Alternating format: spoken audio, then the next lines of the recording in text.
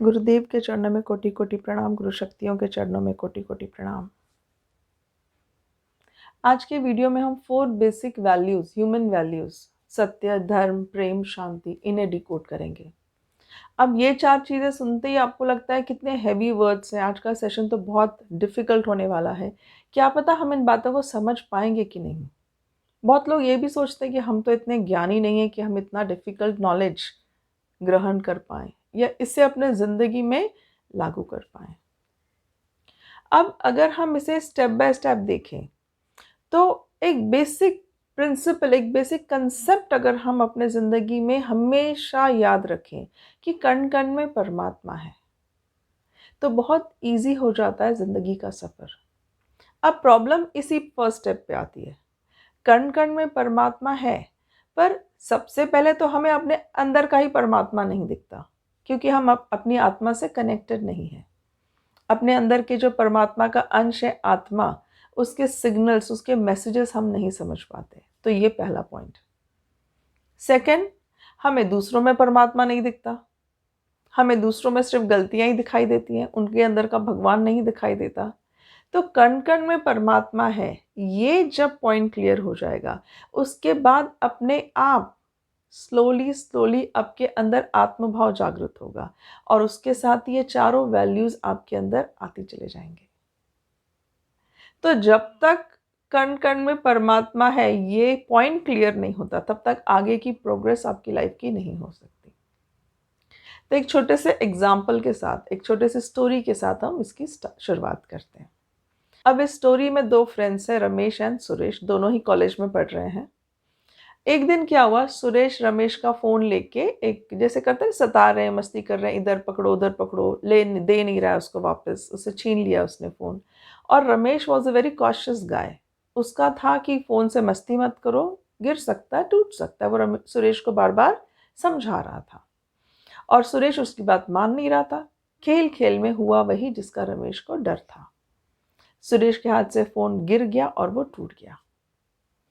ये देखते ही रमेश बहुत गुस्सा हो गया और गुस्से गुस्से में उस पर बहुत चिल्लाने लगा, बहुत very angry he got.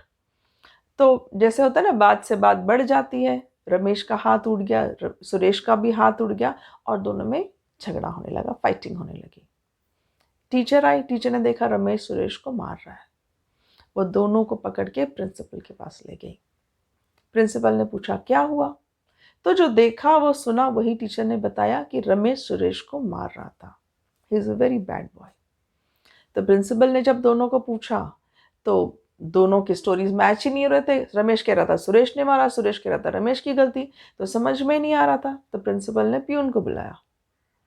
Peon को पूछा तुमको कुछ पता है, तो बोला हाँ, जब मैं क्लास में पहुंचा तब सुरेश जो है वो रमेश को मार रहा था। तो प्रिंसिपल ने बोला ये तो गड़बड़ हो गई, ये टीचर कह रही है रमेश ने मारा, प्यून कह रहा है सुरेश ने मारा। फिर प्यून ने बोला कि क्लास मॉनिटर जो था वो भी वहां था, उससे ये बात पता होगी। तो प्रिंसिपल ने फिर क्लास मॉनिटर को बुलवाया। क्लास मॉनिटर को सब डिटेल्स पता थी, तो उसने कहा कि रमेश का फ़ोन सुरेश के हाथ से गिर गया था, जिससे ये पूरा झगड़ा स्टार्ट हुआ। अब अगर हम इंडिविजुअली तीनों के पॉइंट ऑफ व्यू को देखें, तो जो उन्होंने देखा वही उन्होंने कहा। मतलब क्या उन्होंने सच कहा या झूठ कहा? ऑफ कोर्स उन्होंने सच कहा। पर कहते हैं ना कि सत्य और सच एक चीज नहीं है। हम गड़बड़ी कब करते हैं? जब हमें लगता है सत्य मतलब क्या, सच बोलना। सत्य मतलब क्या, कभी भी झूठ नहीं बोलना। अब इस इंसिडेंट से अगर हम स्टडी करें, इस इंसिडेंट से अगर हम सीखने की कोशिश करें, तो जो देखा, तीनों ने ही सेम इंसिडेंट को अपने अपने पॉइंट ऑफ व्यू से देखा। तो तीनों के ही केस में सच जो है वो अलग है। पर सत्य मतलब क्या, जो पूरा इंसिडेंट था, without judgment, without judging others, जो पूरा इंसिडेंट था वो सत्य था। तो सत्य का अगर हम डेफिनेशन ढूंढने जाए, सत्य का अगर हम मीनिंग ढूंढने जाए, तो ऐसी कोई बात हम बोलें जिससे सबका भला हो, ऐसी कोई बात जिससे सबका कल्याण हो, किसी का दिल न दुखे, किसी का मन न दुखे, उसे कहते हैं सत्य। सत्य इज वेरी डिफरेंट फ्रॉम सच एंड झूठ. Truth and lie, that is not related to सत्य. सत्य इज समथिंग वेरी डिफरेंट. बहुत जने स्पिरिचुअलिटी में मुझसे ये क्वेश्चन करते हैं. जब मैं उन्हें कहती हूँ ना कि आप सत्य बोलो, तो वो सच और झूठ के इसमें पड़ जाते हैं. तो जब हम कोई एडवाइस देते हैं तो वो बोलते हैं नहीं नहीं, ये तो झूठ हुआ. तो स्पिरिचुअलिटी क्या झूठ को सपोर्ट करती है? पर झूठ और सच इज वेरी डिफरेंट. जब तक हमें पूरी चीज पता नहीं है, कंप्लीट ज्ञान हमें नहीं है, तब तक हम जो अपना पर्सपेक्टिव बोलते हैं दैट इज झूठ और सच. पर हम स्पिरिचुअलिटी में सत्य की बात करते हैं, which is quite different. For example, एक और केस ले लीजिए कि एक टेररिस्ट है, वो आपके एरिया में आता है और वो कहता है आपको कि गन पॉइंट पे आपको पूछ रहा है कि मुझे एक स्कूल का एड्रेस बताओ जिसमें बहुत सारे बच्चे पढ़ रहे हैं, because I want to attack it, और तुम नहीं बताओगे तो तुम्हें मैं यहीं ख़त्म कर दूंगा. लेफ्ट में है या राइट में है? अब स्कूल जो है वो राइट में है, पर आपको पता है इस वक्त अगर आपने सच कहा और वो राइट में चला गया तो बहुत सारे बच्चों की जान आपकी वजह से जा सकती है. तो ऐसे वक्त में हम क्या करेंगे? हम कहेंगे कि स्कूल लेफ्ट में है. अब जब आपने कहा स्कूल लेफ्ट में है, तब क्या आपने सच बोला? नहीं, आपने सच नहीं बोला, आपने सत्य बोला. समझ रहे हैं डिफरेंस सच और सत्य में? सत्य वो है जिससे सबका भला हो, किसी का नुकसान ना हो. तो ऐसे वक्त में ही आप रियलाइज कर सकते हो कि सत्य क्या है. एक और एग्जांपल ले लेते हैं. आजकल स्कूल कॉलेज में होता है ना, गर्लफ्रेंड बॉयफ्रेंड सबके बहुत सारे होते हैं. तो अगर आपका एक फ्रेंड है जिसकी गर्लफ्रेंड को आपने देखा रही किसी और के साथ घूम रही है, तो अंदर आपके एकदम वो जागृत हो जाता है कि मुझे सच बोलना चाहिए, झूठ नहीं बोलना चाहिए, मेरे फ्रेंड को बचाना चाहिए, ये सारी फीलिंग्स. फिर आप कभी कभी इस उलझन में भी पड़ जाते हो कि मैं सच बोलूं या झूठ बोलूं. क्या मैं अगर अपने फ्रेंड को नहीं बताऊं तो क्या मैं उसे धोखा दे रहा हूं? ये फीलिंग्स आपके मन में आती है. अगेन, सत्य और सच दो अलग चीजें हैं. अगर हम इसे सच के पॉइंट ऑफ व्यू से देखें तो गलत है. आपका जो फ्रेंड हो के साथ जो हो रहा है वो दैट इज टोटली रॉन्ग. पर अगर हम इसे सत्य के पॉइंट ऑफ व्यू से देखें तो इसका पर्सपेक्टिव बदल जाता है. कैसे? हो सकता है आपका जो फ्रेंड है अपने मम्मी पापा से झूठ बोल के, उनके पैसे चुरा के, वो क्या कर रहा है? उस गर्लफ्रेंड पे खर्च कर रहा है. एज अ रिजल्ट उस गर्लफ्रेंड से जो उसे रिटर्न मिल रहा है that is not true love, क्योंकि उसे वही मिलेगा जो वो कर्म करेगा. उसने कर्म गलत किया, अपने मम्मी पापा से झूठ बोल रहा है, चीटिंग कर रहा है, तो फल भी उसे किसी ना किसी तरीके से रिटर्न्स मिलेगा ही. तो गलत फल मिल रहा है उसे, उसे अपने कर्मों की सजा मिल रही है. इसी दौरान आपको ये सब नहीं पता, आपके इंटरफेरेंस से बात बिगड़ेगी. ये सब क्यों होगा? क्योंकि आपको सत्य नहीं पता. अब आप कहोगे कि ऐसे कैसे हो सकता है, फिर हम क्या कुछ बोले ही नहीं? एग्जैक्टली. कुछ आपको बोलना नहीं है, किसी पे रिएक्ट नहीं करना है, किसी पे जजमेंट नहीं देना है, किसी पे कमेंट नहीं करना है, जब तक आपको सत्य पता ना चल जाए. सत्य कैसे पता चलता है? सत्य पता चलता है जब आपकी आत्मा जागृत हो, जब अपने आत्मा से आप कनेक्ट होते हैं, तब अपने आप आपको सारी चीजें पता चलती जाती हैं. और जब तक आपका आत्मा भाव जागृत नहीं होता, तब तक एक जीवंत गुरु आपके ज़िंदगी में होना बहुत ज़रूरी है, जो ऐसे वक्त पे आप उनके पास प्रॉब्लम लेके जाओ कि मैं क्या करूं, तो वो आपको प्रॉपर गाइडेंस दे सके. स्टेप बाय स्टेप आपकी आत्मा से वो आपको कनेक्ट करा सके. ये होता है सत्य. अब से 3 कंसेप्ट है: मन, वचन और कर्म. मन में हम सोचते हैं, वचन से हम बोलते हैं, और फिर हम कुछ कर्म करते हैं. तो अभी हमने क्या देखा? सत्य. सत्य बोलना मतलब वचन. कर्म मतलब उसके ऊपर जो आप एक्शन लेते हैं. तो जब आप सत्य वचन बोलते हैं, जब आपके मन में सत्य है और उस सत्य को जानने के बाद जब आप कुछ कर्म करते हैं, वो बन जाता है धर्म. क्योंकि धर्म वो है जिससे किसी का नुकसान ना हो, जिससे किसी का बुरा ना हो, सबका भला हो, ये धर्म है. और ये सब इजी कब हो जाता है? ये सब इजी हो जाता है जब आपके मन में प्रेम हो, जब आपके मन में दूसरों के प्रति प्यार हो। तो प्यार अगर मन में है तो आप बोलोगे हमेशा प्यारी बातें, सत्य बातें, सच झूठ नहीं, सत्य बोलोगे आप। और जो कर्म करोगे वो हमेशा धर्म के रास्ते पे चलने वाला होगा। तो मन, वचन, कर्म, ये हो गया प्रेम, सत्य, धर्म।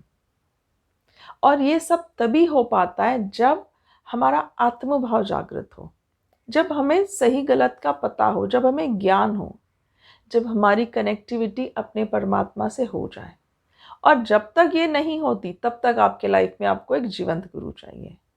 जीवंत गुरु आपको समय समय पर गाइड करते रहते हैं, slowly slowly, step by step, एक एक स्टेप आपको अपने आत्मा के करीब ले जाते हैं। और जब आत्मभाव जागृत हो जाता है तब आप जान जाते हैं कि कण कण में परमात्मा है। आप जैसे अपने आत्मा से कनेक्ट हो गए, अपने परमात्मा से कनेक्ट हो गए, तो आप वैसे ही दूसरों में भी परमात्मा है, ये ज्ञान आपको मिलता है। और इसीलिए जीवन गुरु के सानिध्य में मेडिटेशन करना चाहिए, अकेले कभी नहीं करना चाहिए। ये स्टेप हम मिस आउट कर देते, वरना सिर्फ हम मेडिटेशन करते हैं, बैठते हैं, रिलैक्स हो गए, खत्म। पर जीवन गुरु आपको ये आत्मभाव की अनुभूति करा सकता है, ये फील आप कर सकते हो।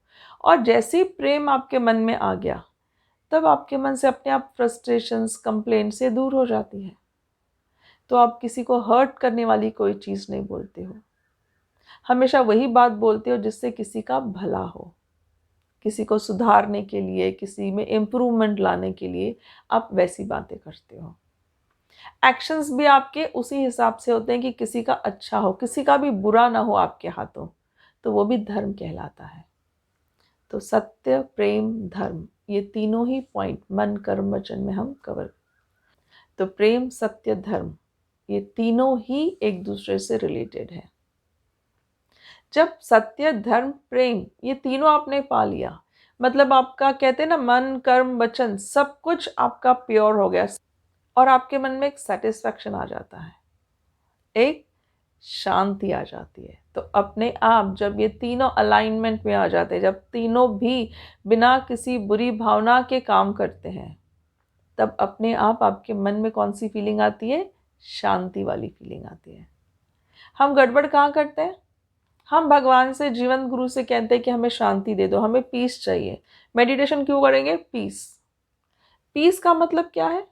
हम समझते ही नहीं है।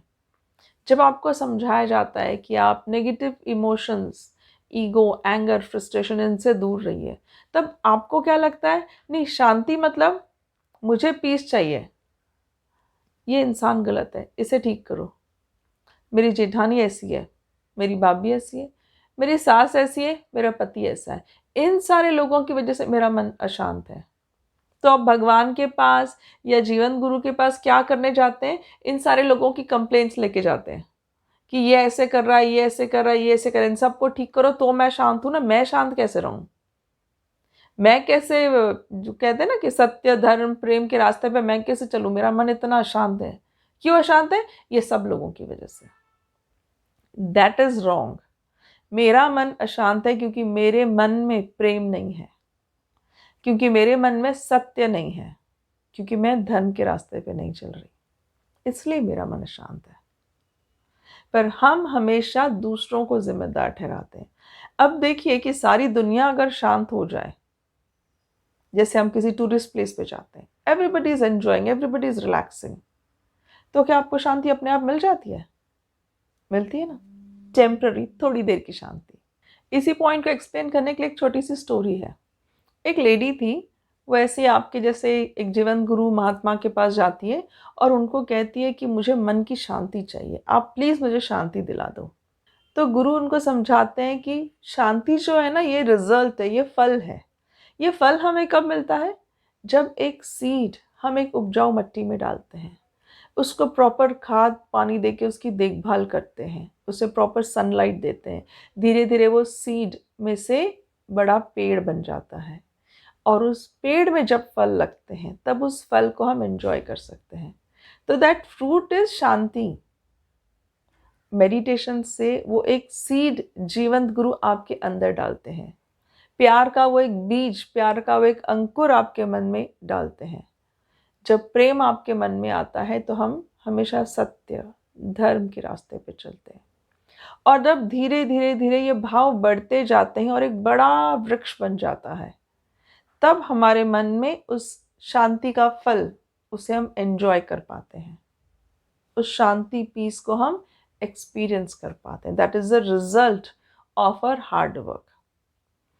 और ये एक दिन दो दिन की बात नहीं है, ये रो के गिड़गिड़ा के मांगने वाली चीज नहीं है। ये फल है जिसके लिए आपको मेहनत करनी पड़ेगी। आपको अपना पेड़ उस सीड से खुद उगाना पड़ेगा। तो जब हम सुबह शाम मेडिटेशन करते हैं, दैट मीन्स हम उस सीड को नरिश कर रहे हैं, उस सीड की देखभाल कर रहे हैं और उसका इंतजार करेंगे कि कब वो पेड़ बने। और जब उस पेड़ में फल लगेंगे तब उसको हम एक्सपीरियंस कर पाएंगे, उसको हम एंजॉय कर पाएंगे।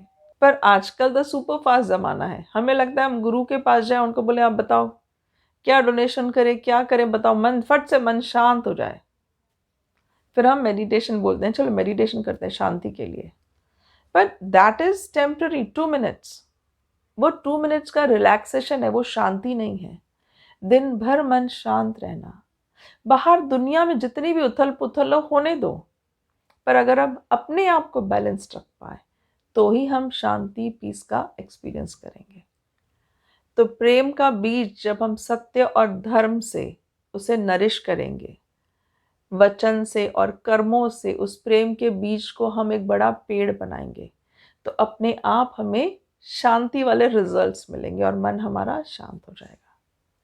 तो गुरुचरणों में यही प्रार्थना है कि आप सब एक प्रेम का सीड, एक प्रेम का बीज आपके मन में उगाना शुरू कीजिए और उसे सत्य मतलब अच्छे वचन, धर्म मतलब अच्छे कर्म, इससे उसे नरिश कीजिए। यही गुरुचरणों में प्रार्थना है। आप सबको स्वामी जी का खूब खूब आशीर्वाद। जय बाबा स्वामी।